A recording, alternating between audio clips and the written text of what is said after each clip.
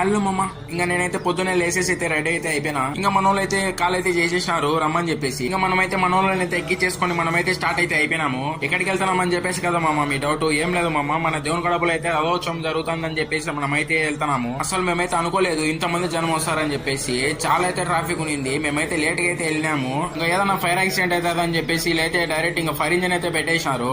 ఇంకా నేను దర్శనానికి వెళ్దామని అయితే లైన్ లోకి అయితే వచ్చేసిన. అసలు ఆ లైన్ చూసాను, నాకైతే భయం వేసింది. అసలు చూడండి అయితే ఎంత మంది అయితే ఉన్నారో. రష్ అయితే మామూలుగా లేదు. కడపలో ఉండే వాళ్ళంతా అయితే ఇక్కడికైతే వచ్చేసినారు. ఇంకా అర్థం చేసుకోండి మీరే. ఈ బ్రో వాళ్ళు అయితే గంట నుంచి అయితే నిలబడుకొని ఉన్నారంట. ఇంకా సర్లే అని చెప్పేసి మనమైతే రథం దగ్గరకి అయితే వచ్చేసినాము.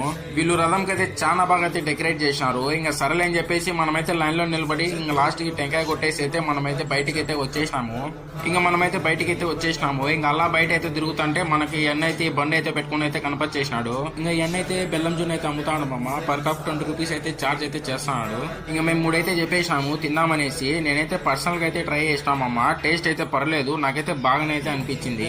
ఇంకా రథం లాడడం అయితే స్టార్ట్ చేసినారు. క్రౌడ్ మామూలుగా లేదు. చూడండి అసలు ఎంత మంది అయితే ఉన్నారు. రథం అయితే లాగుతున్నారు.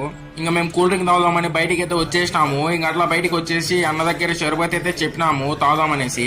ఇంకా కాంప్లిమెంటరీకి అలా ఒక చెరుకు తినేసి మేమైతే స్టార్ట్ అయితే అయిపోయినాము. ఇంకా నైట్ అయితే అయిపోయింది మమ్మ. మరి ఇవాళ వీడియోలో ఇంతే. మరి నెక్స్ట్ వీడియోలో అయితే కలుద్దాం. అంతవరకు ఉంటా, బాయ్.